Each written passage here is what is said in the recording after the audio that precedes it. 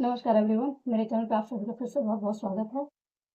आज मैं फिर से आपके सामने हूँ एक नई रीडिंग लेके, और ये रीडिंग होगी नेक्स्ट 48 आवर्स के लिए। और नेक्स्ट 48 आवर्स में आपके साथ कौन सी एनर्जी रेजोनेट करने वाली है, क्या आपके एनर्जी रहने वाली है, क्या आपको मैसेज जानने की ज़रूरत है, कौन सी गाइडेंस आ रही है, उन सभी पे आज बात करेंगे। तब तक आप अपने ईस्ट को कमेंट बॉक्स में ग्रेटिट्यूड शो कर लें और चैनल को लाइक जरूर करें, जिससे आपकी एनर्जीज कनेक्ट हो सके और आपके एनर्जी के अकॉर्डिंग जो भी आपके लिए मैसेज हो निकल के अच्छे से आ सके। थैंक यू सो मच मेरे चैनल को लाइक एंड सब्सक्राइब करने के लिए। Unexpected offer lightning.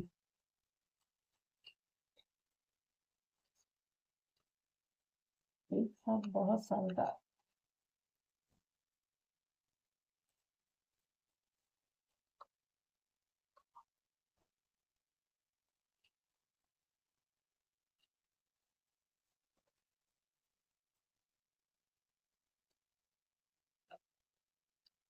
Star, snake,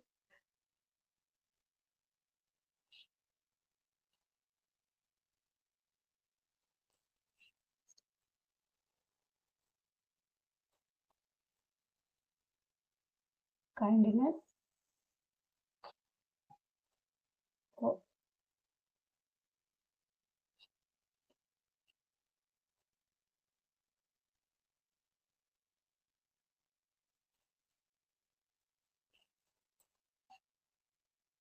fish. Bottom का कार्ड फ्रेश स्टार्ट, सन।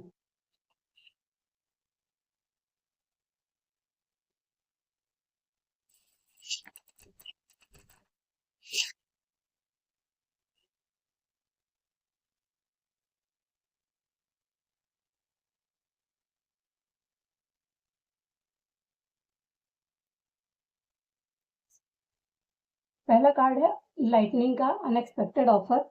सेकंड कार्ड है स्टार, प्रेगनेंसी। नेक्स्ट कार्ड है snake, not faithful. And next card है काइंडनेस, लिलीज।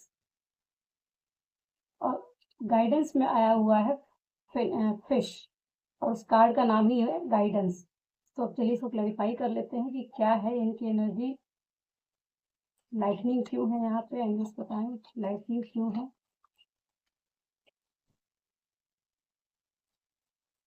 लाइटनिंग कार्ड क्यों है यहाँ पे। लवर्स, लवर्स के लिए एक और कार्ड ले लेते हैं। लवर्स को क्लैरिफाई करने के लिए एक कार्ड और।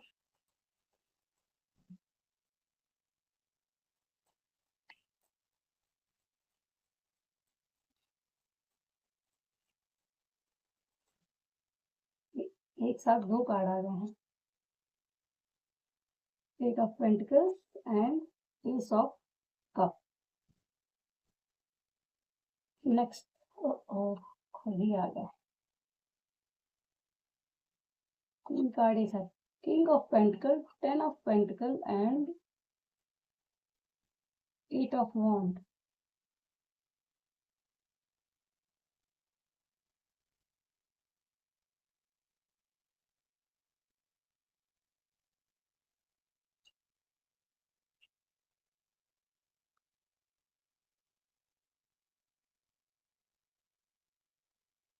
गाइडेंस का कार्ड क्यों है यहाँ पे, गाइडेंस क्या है।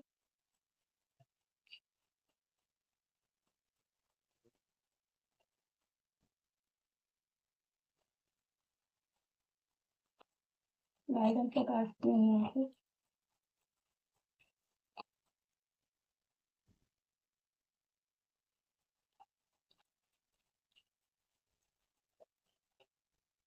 ओह, nine of swords and queen of swords.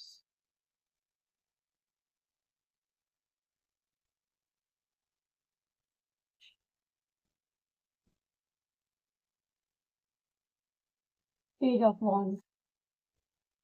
कोई है जो आपके साथ फ्रेश स्टार्ट करना चाहता है। किसी एरिया में कोई अपॉर्चुनिटी आ रही है जहाँ पे ये हो सकता है कि आपकी भी एनर्जी हो, जहाँ पे आप बहुत पैशनेट हैं, उस जगह पे आपको फ्रेश स्टार्ट मिलेगा या कोई आपके साथ फ्रेश स्टार्ट कर सकता है नेक्स्ट 48 आवर्स में। ये रीडिंग 48 आवर्स के लिए होगी, टाइमलेस है। जब भी आप देखेंगे कोई ना कोई मैसेज जरूर आपसे रेजोनेट करेगा। चलिए शुरू कर लेते हैं। फर्स्ट कार्ड है अनएक्सपेक्टेड ऑफर और लाइटनिंग, और उसको क्लैरिफाई किया है लवर्स ने, और लवर्स को क्लैरिफाई किया है 8 ऑफ पेंटिकल्स और एस ऑफ कप। कहीं ना कहीं ये वो ऑफर है जिसका आप काफी टाइम से वेट कर रहे थे, और ये ईश्वर की तरफ से आपको दिया जा रहा है। जो भी आप चाहते थे, ये जो लवर्स का कार्ड है, लवर्स का कार्ड हर तरह से किसी न किसी यूनियन को बताता है।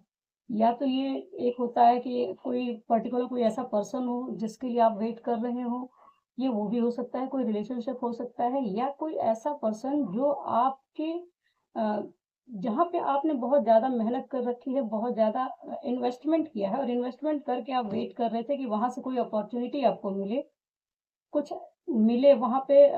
एक्चुअली ये एस ऑफ कप का कार्ड तो लव का ही है, और कार्ड लवर्स का है, तो कहीं ना कहीं ये रिलेशनशिप में हो सकता है। ज़्यादातर चांस है कि रिलेशनशिप में ही कोई होगा जो आपको अनएक्सपेक्टेड ऑफर दे सकता है। सामने से उस वो व्यक्ति आ सकता है जिसका आप काफ़ी टाइम से वेट कर रहे हैं, या तो उससे उसका कुछ भी आ सकता है। मे बी कोई मैसेज कॉल भी आ सकता है, क्योंकि यहाँ पे 8 ऑफ वांड्स का कार्ड भी आया हुआ है।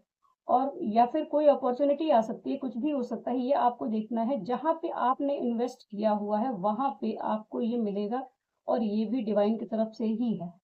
यहाँ दो लोग दिख रहे हैं, तो हो सकता है कि कोई ऐसा सोलमेट से भी, एक्चुअली ये कार्ड तो ट्विन फ्लेम को भी दिखाता है, लेकिन ये सोलमेट ट्विन फ्लेम कोई भी हो सकता है जो अ, आपके लिए एक अच्छा ऑफर लेके आए, और बहुत प्यार भरा ऑफर लेके आ सकता है। ये हो सकता है इसका। ये आपको देखना है कि 48 आवर्स में आपके साथ ये एनर्जी कैसे रेजोनेट करती है। लेकिन ये चांस यही है कि आप काफी टाइम से जिसके लिए वेट कर रहे हैं, बहुत इन्वेस्टमेंट करने के बाद आप उसको देख रहे थे, काफी पेशेंस रखा हुआ था जिस चीज के लिए आपने, ये वो कप है। नेक्स्ट कार्ड है स्टार। कम्युनिकेशन को बताता है ये भी, कि ये कहीं ना कहीं कोई कम्युनिकेशन है, कुछ अपनी बातें हैं जो आपके अंदर बंधी हुई रखी हुई हैं। कोई, या तो आप हैं, या कोई ऐसा शख्स है जिसके अंदर बहुत कुछ है, वो जो एक्सप्रेस करना चाहता है। तो कुछ ना कुछ इस तरह की बहुत सारी चीजें हो सकता है बाहर निकल के आए, एक्सप्रेस हो। और ये जो एनर्जी है वो कहीं ना कहीं किंग ऑफ पेंटिकल की एनर्जी हीलिंग की भी होती है, कि वो कम्युनिकेशन कहीं ना कहीं आपके लाइफ में हीलिंग लेके आएगा। और वो कौन सी हीलिंग होगी वो भी देखना पड़ेगा आपको सिचुएशन के अकॉर्डिंग, कि वो कौन सा एरिया है जहाँ पे हो सकता है बहुत सारी चीजें आपके अंदर हो, या सामने वाला कोई ऐसा पर्सन हो जिसके अंदर हो, या कोई एक ऐसी कम्युनिकेशन है जिसका आप काफी टाइम से वेट कर रहे थे। वो कम्युनिकेशन जैसे ही आएगी आपके अंदर, या आपकी लाइफ में कोई हीलिंग लेके आएगी, एक अच्छी खासी स्टेबिलिटी लेके आएगी। ये कार्ड जो है वो हीलिंग का भी है, अबंडेंस का कार्ड भी है, और कहीं ना कहीं डार्कनेस से बाहर निकलने की भी एक कार्ड है ये। बहुत सारी चीजें आपको क्लियर होंगी इस कम्युनिकेशन के बाद, या हो सकता है कोई ऐसा आइडिया आपको मिल जाए। मे बी कोई ऐसा आइडिया हो जो कम्युनिकेशन से रिलेटेड हो। कोई ऐसा आइडिया भी जन्म दे सकते हैं जिससे आपकी एक फाउंडेशन अच्छी होगी, जिसमें जो अबंडेंस का रास्ता खोलेगा, हीलिंग का रास्ता खोलेगा। और अगर ये हो सकता है किसी किसी के लिए वो भी रास्ता हो जो आप, यहाँ जो वेटिंग दिख रही है, हो सकता है कि लिटरली कोई कंसीव करना चाहता है, तो ये उसके लिए प्रेगनेंसी का भी रास्ता हो सकता है। उस जगह पे ये हीलिंग आ सकती है। नेक्स्ट कार्ड है स्नेक।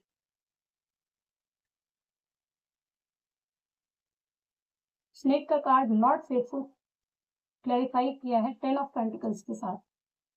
10 ऑफ पेंटिकल्स में बहुत सारे लोग दिख रहे हैं, बहुत सारी चीज। 10 ऑफ पेंटिकल एक्चुअली अबंडेंस का वो है, रास्ता है।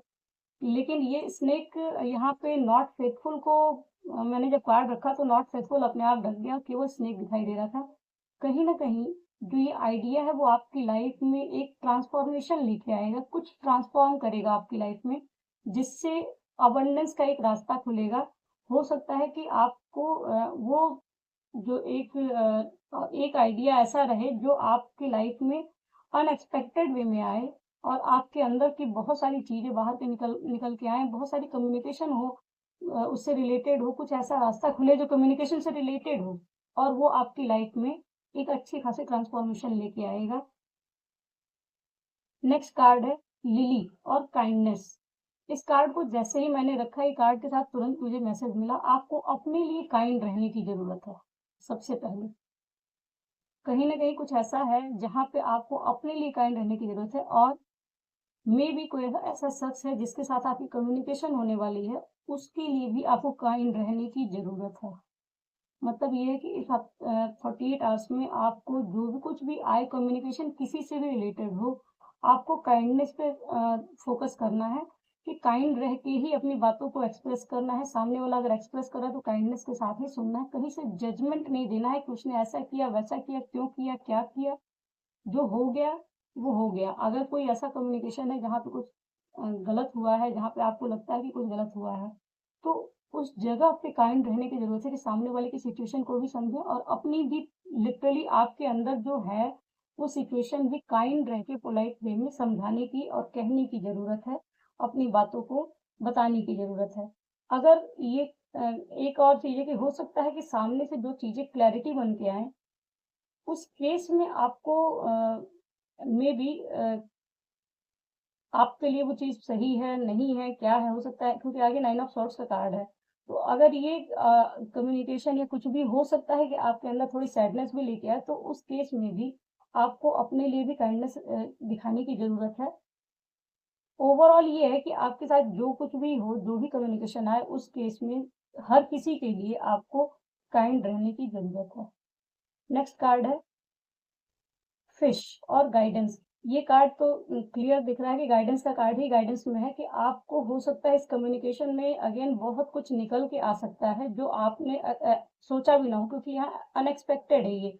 तो हो सकता है कि जो सोचा नहीं है वैसा कुछ सामने आ जाए और जब वो सामने आए तो आपको फिश की तरह रहना है। जो फिश होती है उसके साथ ये होता है कि वो पानी में चाहे जितना भी रहे, अच्छे पानी में, साफ पानी में, गंदे पानी में, जिस भी तरह से रहे, लेकिन अपने ऊपर उसका असर नहीं होने देती। उसकी स्किन हमेशा क्लीन रहती है। कहने का मतलब है अपने ऊपर उस पानी का असर नहीं होने देती। तो जो कुछ भी आएगा उसके लिए अगर सामने वाले और अपने लिए भी काइंड रहेंगे तो जो बातें आएँगी वो चली जाएँगी और वहाँ प्रॉपर वे में अच्छी सी हीलिंग हो पाएगी।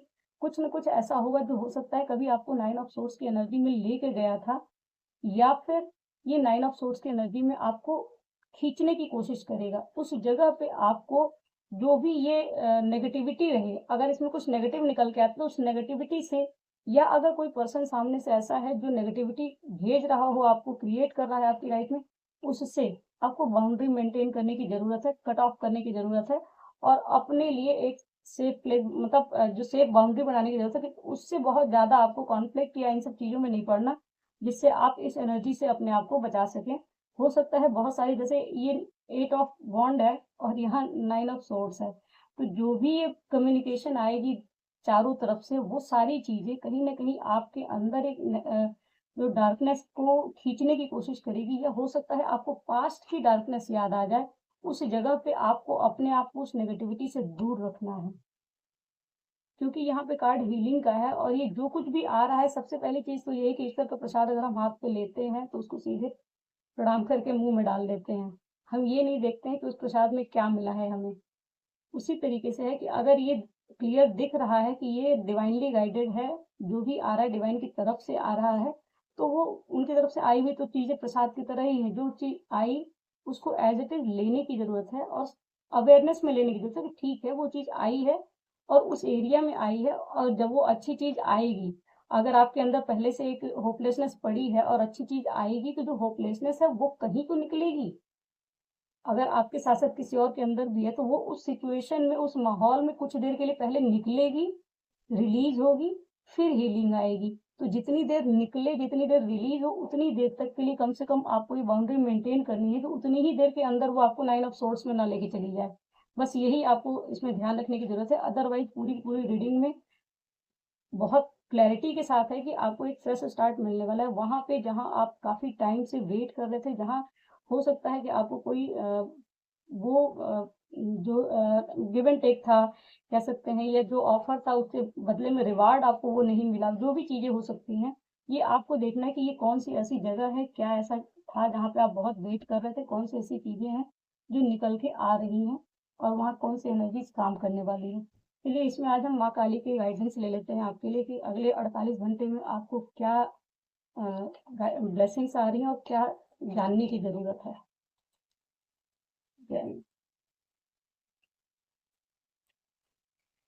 जा रही हूँ।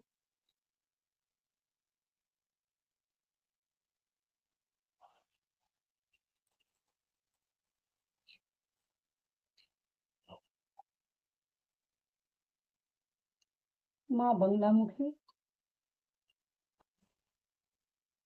Blessing of peace.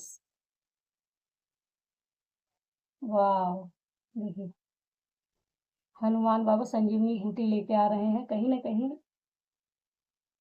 Blessing of strength and protection.